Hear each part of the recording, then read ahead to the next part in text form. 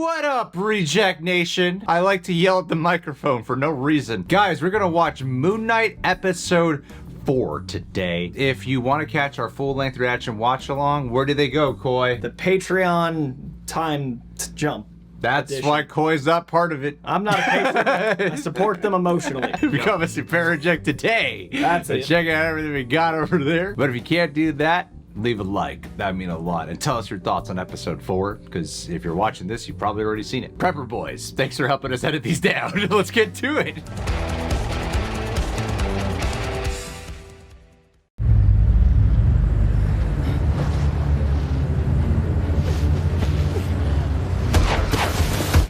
No, Jesus.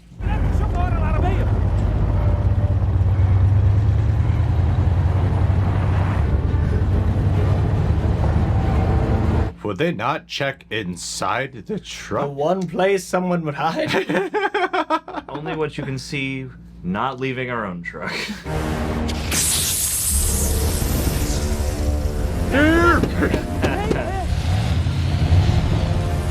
You gotta treat him like a T-Rex. That's how it's done.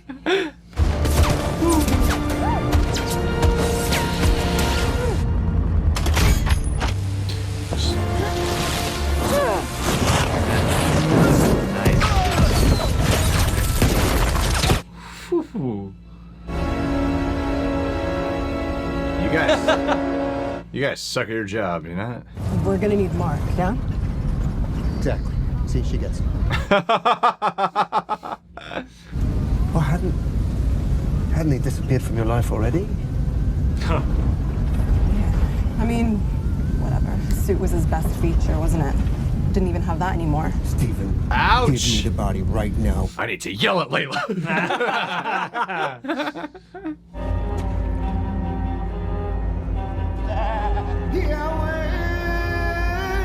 Go! He said goat earlier. I wonder if Harrow has goat spies. Remember when he pointed and said goat? Maybe it's Nasher and the other Thor one. I don't trust that goat. Are you in love with my wife? I appreciate your concern, mate. I really do. You lay one finger but on we've got it from here. I swear to you, Stephen, I swear If I need like a recipe for a protein shake or I'll something, throw I'll us. call you. Protein shake made out of sand. You smell like him. Of course he does. I mean, why wouldn't you, right? Mark's trying to protect you from Khonshu. That's why he's been pushing you away. He thinks Khonshu wants you for his avatar and he won't let that happen. That's all right, I felt like you should know that. Oh, Stephen, you're a good guy. What a Wingman. good guy. I would have taken the kiss. Cock blocking himself. Just virtue. I don't need protection. What I need is honesty. Miss Knight. Honesty? Yeah. Being honesty.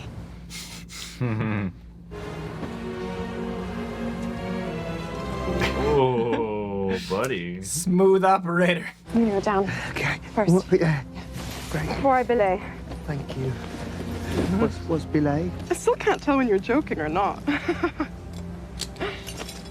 It doesn't even clarify. A+.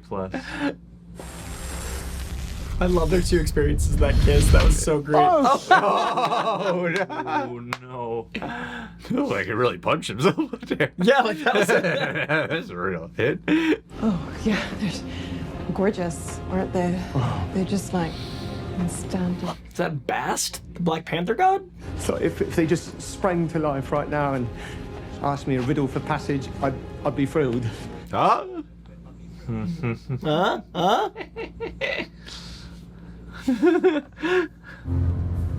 It's a maze. It's amazing.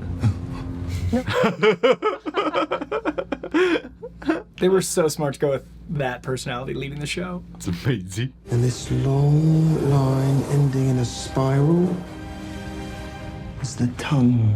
The avatar would be Ahmed's voice. That's clever. Holy balls.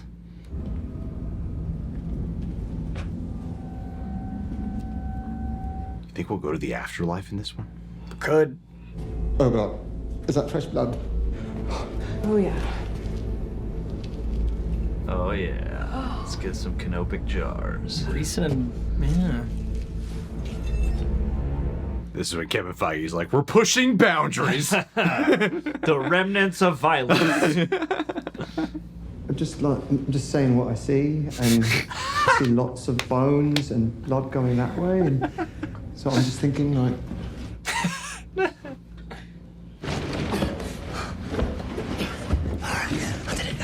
Good? Yeah. It makes me laugh how there was barely any Moon Knight, and now he doesn't have the suit in the 4th episode. Yeah, we can go this way. Oh no, Layla, get up there. Hide.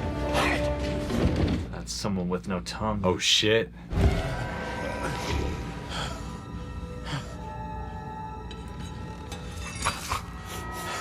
Creepy. Oh, yeah. Dude, you gotta go in through the nose.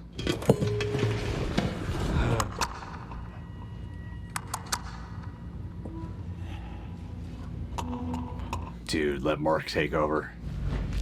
Oh!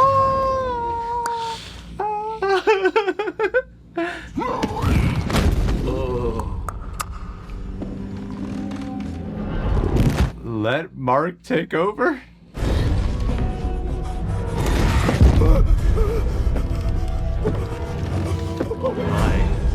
Oh my. Run! I'll find you!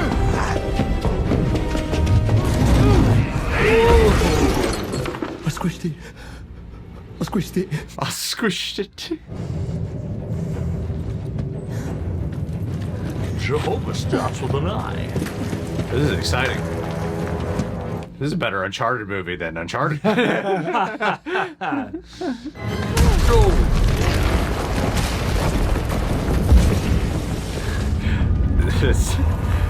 This show just feels like a theme park to me. I love it so much. Oh, ho, ho, ho.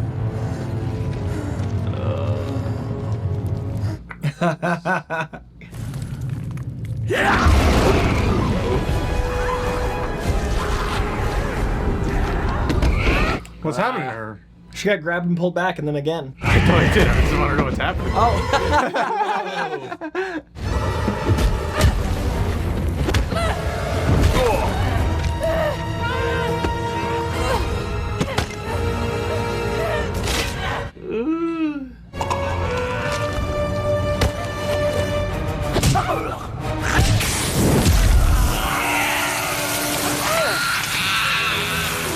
Push it in more. Oh, Layla.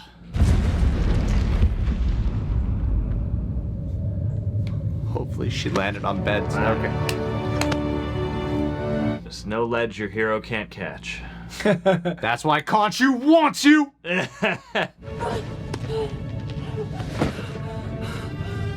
Her being sane and as formidable as Mark, she's definitely a better Avatar. Yeah. Oh, This fucking guy, man. he's not gonna make it around that ledge with those shoes, though. Not those glass shoes.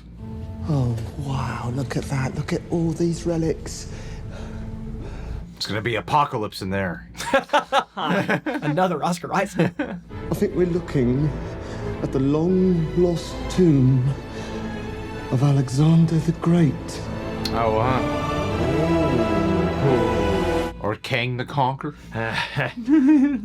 Alexander was the voice of Amit. I'm gonna try something. Open up. Oh, sorry, Mr. Great. Sorry, I couldn't be more sorry. Ew. Oh. Yeah, that's it. Get in there. Your father was murdered by mercenaries, and no one knows who they were, do they? Mark remembers everything that happened that day, but one man stands out. A man with a fuchsia scarf, made by his daughter, perhaps? I do hope you find closure. Wake up! That's not nearly enough information to find closure with them, man.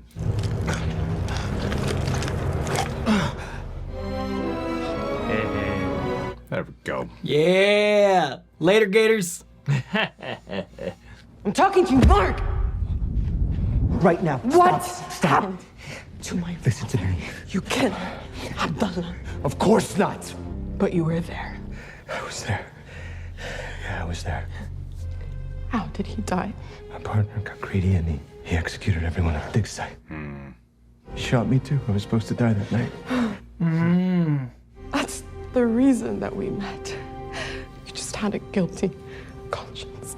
They're here. There must be another way out. Go, find it. I'll hold them off. She's a hell of an actress, man. Ooh. Absolutely. Oh, yeah. Nice work. Oh, shit.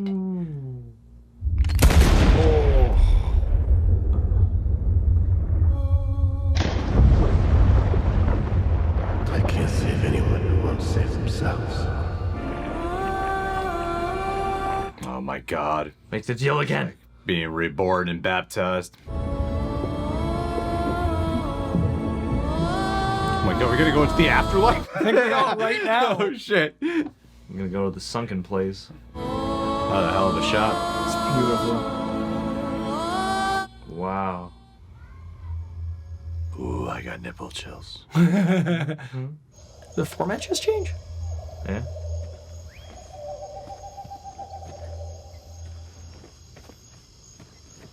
That's young Marc Spector. Can you tell? Oh, there it is. I wanted Sure the history. You're Dr. Stephen Grant. Maybe so. I was gonna Oh, say, shit. feels like a 90s TV show. Next one, we've got B22. No. Oh, I can't believe they're doing this. 22, don't be afraid to speak up. B22, come on, everyone. It's going to be the straight jacket shot. It's going to be the Smallwood Lemire shot of him in the Yeah. straight jacket. This is beautiful. Wow, this is mind-blowing. I did not think they would do this. It's been 5 times this week. It's a lot.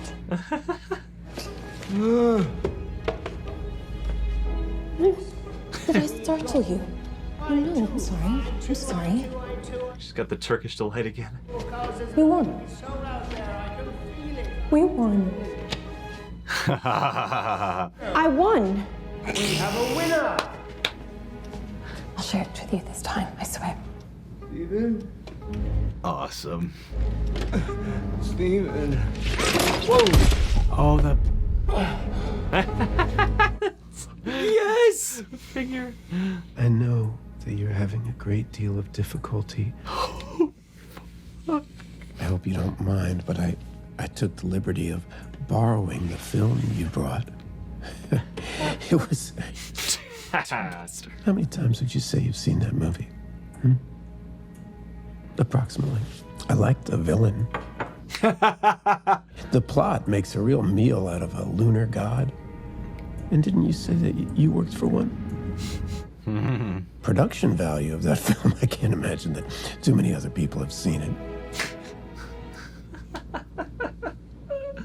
And all I'm asking of you is an honest assessment of your situation. This is awesome. God damn. I know what you're feeling. You can be healed. I know you can be healed. Come! Be gentle with him. Don't hurt him, all right?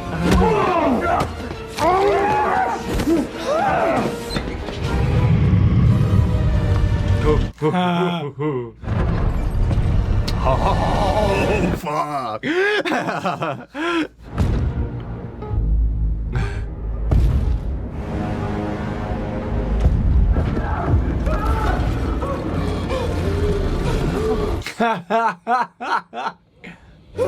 Stephen? Hawke? Stephen! So good. I love it. What's the last thing that you remember? Harrow shot?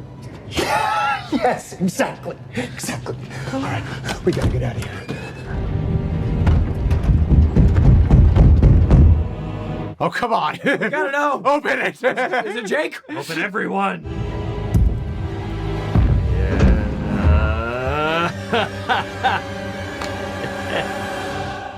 Hi.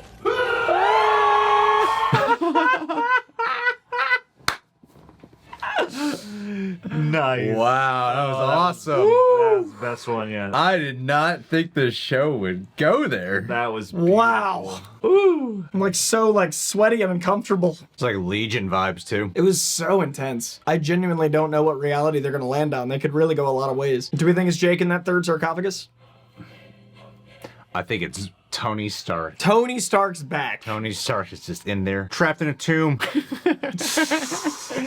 I liked that episode a lot. Back to my A's. That was incredible. I have theories. I like that pace. That pace Theories felt will better. wait. Whose voice was that at the end? I don't know. I don't think it was hers. What's the corresponding animal and visage for the god of music and love? Oh yeah. Could be. Do we know any hippopotamus-based gods? I don't.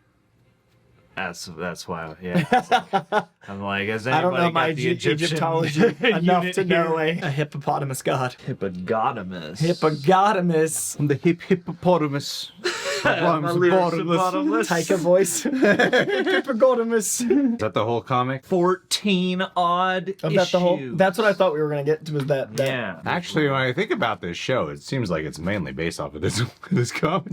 I think, and I said from the Yeah. beginning, this is what I would, because this is the most cinematic, I think. I was like, yeah, this is very much, and that's why I was like surprised to be like, oh damn, we're They're going all the way we're into going this that comic. far into it. Whoa. Because I think the Bendis Malave run is really solid as well, but it's not as approachable. And I also think the Sienkiewicz stuff is a lot of the visual aesthetics they're doing, but it's not as approachable either. I mean, Stephen Grant is like very different. I'm surprised they went there. I really like that I don't know. It's not like the Fight Club thing where you've got a twist that is like, now I know. I mean, they gave a really good. There was one solid hint as to what's happening. He says it about like getting passageway when they're going through and they see the Horus sign. He says they're going like a passageway to hell or something. And that's when they're on a boat. Do you think they're that on water in the boat? That's what the rocking was like in the on the lights. And so, do you think the afterlife is? I think there. No, I think he's. I there think, it I think is. he's Number stuck. one. That's why. It's the clapperboard is like issue number 6 or 7, which And always then the throws me off. actual And then image. Yeah, issue that's number 1 is the Yeah. strange. That was the one I was like, that's what they're gonna do. I think we should hold it back because I feel Let's like they just could. hold issues. If I up just, to this let's just one. let's just how it read goes the in comic 6. for you, and it's And gonna look be how we're really doing it. But no, I think that was the early clue in there. It's great. And that's why I was like, huh? But I didn't think they would do Also, it. him Yeah. drifting into the afterlife and then that wake up was genius. Yeah. I don't think they're on a boat, but they could be on like something They're in water. that's like a water rocking. But I think that's what it's reflective of. Could be way wrong. But that seemed like to be the biggest indicator. Man. Inception. They're in a truck that's Yeah. falling while they're also here in the hospital. I also was not expecting the externalized two Marks. I was not expecting Jake and Mark and who's our other guy? Esteban. Ah, figure it out. Spencer. Spencer Groff. I just forgot. Come on, This Coy, is you the got biggest this. episode of the season. It's Jake is the one I want to see because Steve. we've got Mark. Stephen Grant. Guys, sometimes did I'm it I not. thought he was doing a bit. I wasn't. Guys, I'm so tired. My brain just I shorted. was like, That's the Do you wanna tire. That's see? an authentic tire. Yeah. You are dragging My this brain joke out. just- Come on. You're like, it's not funny anymore, man. I've lost the line. When I'm so tired, my brain just shorts. That's what it looks like. That was like your credit joke. We're gonna I can't chop tell that the down. difference between when Coy's joking and when when he's he's being not doing a sincere. Did he just have a stroke? Coy, let me take over. I know his name. Coy, give me the body. Coy, give me the body. Give me the body. Let me say Stephen Grant. Let me say Stephen Grant. Save our credibility. You don't know comics. You I'm don't know what you're so talking tired. about. I'm You're so full of tired. shit. It's just funny to only read one comic run of Moon Knight and I be like, literally, like, was and be like- like, this is the exact thing. I told you guys. I think they're basing it off this run. I was so like overwhelmed with all of this stuff. I was like, I gotta pack in a lot. And I told you guys this is it's the like, run. no, you just need the one. I only gave you like 30 issues. Yeah. And they've done about 14 of them. No, it's definitely not the same thing though. No, but it's just there's a heavily lot. influenced. Yeah, but it's definitely not the same. There's a clearer connective Yeah. tissue to one specific run Yeah. than there often tends to be. Yeah, and it's just exciting because John and I rarely get to have that feeling. And Coy gets it all the time. It is exciting to be like, I'm validated in my reading. Yeah. look at me doing the homework. There is an excitement to it. It's so much fun to know what you're like. Because I can't tell you the amount of times I've read comics and I've been like, they don't even do 99% of what's in the comics that I read. There's that frame. So you do get that gratification. You're like, oh, that's so cool. It feels great when you're like, I remember that from my readings. Yeah. I'm a member. Yeah, but most of the time we don't get to say that, so that's why it's exciting. Drink it in. It's not like we're cocky and we know it all. It's like, this is a rare It's also feeling. usually like 100 issues, and they use like 12, but throughout the 100, so you have to read way more to really get that feeling of like, yeah. And it's exciting because I didn't expect them to ever do that in this show. I didn't either. I didn't think they'd go that far down the rabbit hole where I was like, whoa. Because we're already into, a very interesting gaps in reality with them changing identities. I didn't know if they'd go full meets self existentially. Yeah. And also reality to the level of like, where does the show go in 5 and 6 with this much up in the air? Earlier in the episode, I mean, he's talking about like a riddle for passage, which seemed like it was references to the moment. My mind went to the comic book specifically dealing with something with passage. He talks about protection in the afterlife. So that's why I was like, oh, maybe we'll actually go to the afterlife. You hear him exclaim in the episode rewatch. Yeah. If you'd like to see that moment, it's 13 minutes in or so. I'd be surprised if they did it exactly the same way because there's different plot setups to it. The A, B, and C of it is different than the D, E, F of it. You know what I mean? So I think they could. Also, the visualization of the thing we're talking about is very different. So they could go that way or not. I don't know. They did some visuals in the last episode. That are very... There's this thing in the comic called the Void, basically. Even though that wasn't what we were entering into in the last episode. Vibes. Yeah, it definitely had the cosmic array look. And the color palette. Yeah, exactly. So it definitely felt like very referential to it. But instead of getting bogged down in things that could be heavy potential spoilers for what's to come, let's just talk specifically about what's going on here. I liked it way more than episode 3. I thought it was really strong. I'm like, yeah, this is about what I liked. It had that swashbuckling Tomb Raider Uncharted-esque vibe. I'm not talking about the movie Uncharted. I know you really liked it, but I'm not talking about the movie Uncharted. I'm talking more about like the video game. And I think that the way they've woven these interpersonal conflicts while moving the adventure along is really strong. I can imagine that there's a part of the fan base that's probably disappointed with the way this show's going because you barely get Moon Knight in here. Like you've barely gotten Moon Knight. I haven't noticed. You guys have mentioned that a couple times, and like it hasn't been a thing for me because I don't read comics for the punching. Oh, aren't you sophisticated? No, but like I read it to look at the drawing. I like to have the pondersome, like, existential musings on reality more than I like the throwing punches. So I don't mind that Moon Knight is used as a means to an end as opposed to the characterization being the importance. Yeah, no, absolutely. I think that this what makes it strong is I'm more invested in Stephen Grant and Marc Spector to the point where I don't find myself going, when's he gonna turn into Moon Knight? I want to punch it. It should always be treated as like cherry on top or necessary for plot development. The way they use him here, like I don't miss it. I'm not like, where's the suit? That's when the show's most interesting. That's not when the show's most interesting to me. And I think the way they've really established the relationship was right. By the way, I was totally right. I predicted that about Layla. I was totally right. Yeah, mother. I was close. Yeah, he did not kill. But he was there, and I thought, it worked out. I mean, the show alludes to like, yeah, he should have died that night, and that's when. Which is fun for the comic fans. But beyond that, like, I think even if you haven't read the comic, you're like, oh, that must be the night when Khonshu saved him. Because episode 1 is that very event. Yeah, so it references the fact that like the same day Layla's father was killed and Mark was there as a mercenary was also the same day he made his pact with Khonshu. And that's also the event that the people, the not cops, when they throw him in the back, they reference and show photos of. Like, that's all this event. We've relived in various episodes. It's cool how they're like, as this mystery unfolds, you also get like the backstory a little bit clearer without actually cutting away to it. And I keep wondering if are we ever gonna see that actual scene? I like that we're not, because then it feels like we're living through their adventure of it instead of flashbacks. Always make me feel like I'm watching something, as opposed to in real life we tell stories of a thing, and therefore you're with these characters. As soon as you do a flashback, then you're suddenly like, oh right, I'm watching a medium, like I'm watching an art piece instead of watching a life. Does that make sense? Yeah. Give me Mike Flanagan's Moon Knight. Yeah. Lots of time. Version. Well, I keep wondering too with this like plot reveal that they have here of the psychiatry hospital. What approach are they going to take? Because as much as we've referenced a comic that it's definitely pulling inspiration from, is it going to be the case where there are actual souls trapped there? Like you have this one guy there who sort of looks like what is that job called, John, when someone is in like gold painted outfit, and I feel like you would know the name of it for some reason. Living statue? No, that's what it's called. Everyone knows but me. I'm stupid. Makes sense. Pretty aptly named. That's exactly what it is, isn't it?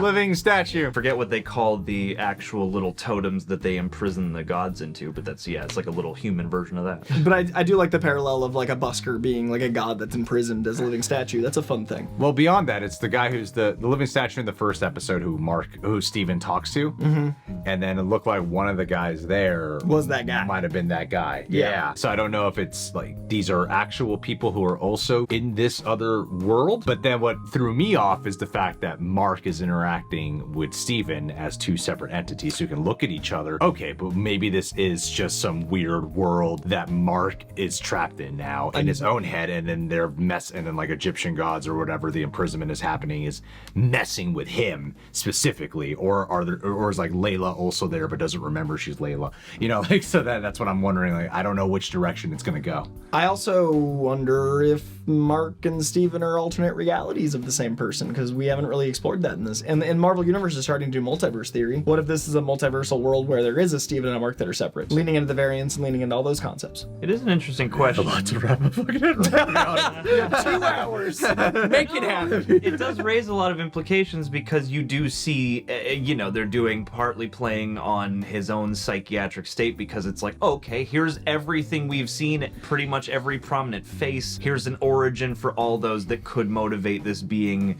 some kind of fantasy. Or you could argue that maybe it's like a parallel, almost rhyming spirit realm where not everybody is aware of their Earth circumstances or something like that. Mm-hmm. And I like that at least right now that is mysterious, and it seems like certainly whatever is being presented here as a mental hospital scenario isn't true. But I like that they've drawn it in a way that is very sort of, you can look at it and interpret it and anticipate it turning out multiple ways, but it so complements nicely with everything else that's been going on. Because if you look at, the motivation that Arthur Harrow and his disciples have shown, as much as there are those like movie moments where they get kind of dastardly, for the most part, like the mission is still one of like, we gotta guide people and help heal them and blah blah. Mm-hmm. So like it makes sense that the counterparts might, translate into the people running this joint for the powers that be. It's a nice adaptation, but also a nice strong metaphor visual plane to kind of move forward from. Well, what is Amit's deal again? I'm totally freaking blanking right now. I'm hungry too. What is Amit's She basically is the one that like punishes people before their crimes, which is his whole issue with it. I don't remember what she's actually the god of. Yeah. So could Ethan Hawke in the psych hospital be Amit messing with him? But why would Amit be doing that? And why wouldn't she look like an alligator? No, I'm not saying that the hippo was. I'm saying that I don't know who the hippo was. I'm saying Amit's in disguise as Harrow. Yeah. Maybe. In this psych unit thing. Yeah. It all depends on what implications, how much power that you might have in this realm carries over to the other realm. Because I'm like, if she's got all the control here and is able to orchestrate this elaborate fantasy to imprison Mark, seems like she could get a lot done on Earth. If she can make this happen. Yeah. Not need to deal with it. And she wouldn't need an avatar if she can get all that done. Yeah. But maybe not. I mean, maybe it is, or maybe it's like she's puppeting his astral form or something. I don't know. I also feel like with Marvel shows, usually it's that episode 5 cliffhanger that makes you go like, how do they wrap it up? It's cool to have this, but at 4, like, what's the last movie of this? Because there's a 2-hour movie left, effectively. Like, well, how does this all...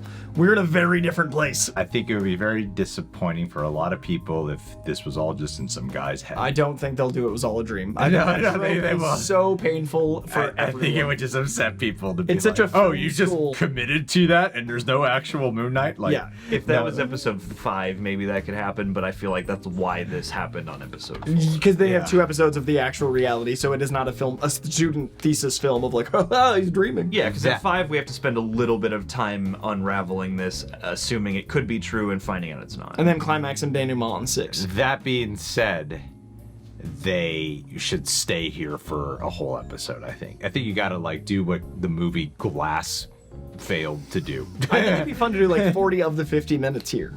And then at the end you transition back to and really make Mark wonder if he is crazy. And like, because I felt very paranoid and uneasy in that whole scene. Like, I really enjoyed the way they had the outside of the lenses being disoriented, and they played with rack focus, and they really made you feel pulled. And I've definitely that was the disorientingly almost paranoid high experience. I enjoyed it. When I feel like this could make it a good bridge to complementing and ultimately tying up that question from the first couple episodes, which is that, did Khonshu choose you because you're broken, or did he break you in choosing you? And maybe the answer we will discover through this is sort of neither. And maybe, in having these two personified personalities now interacting separate of their host body, which is good therapy. Maybe then they can see that it is neither, and they can use, again, the struggle, with the personality as, part of the strength, or come to realize that, self-actualize that, I mean, this could be the void, where like Khonshu's imprisoned in too. Yeah, that could very much be like where he's, and then we can see a personification of him. Yeah.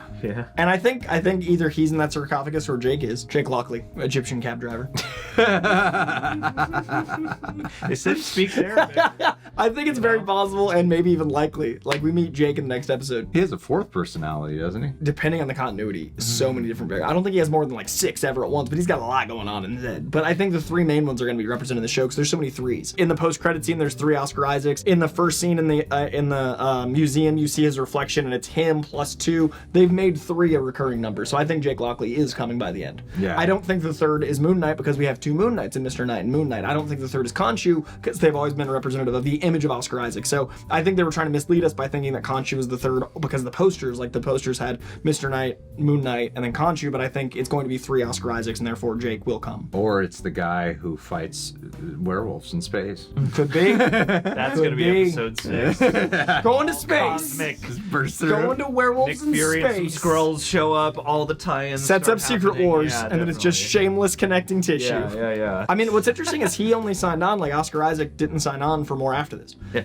So if we get more Moon Knight, it's going to be case by case for him trusting the script and wanting to be the character again. So it's going to be interesting where this ends because it needs to be open-ended enough for more Oscar Isaac, but enough closure that we have a story. Muhammad said that Moon Knight's here to stay and there will be more.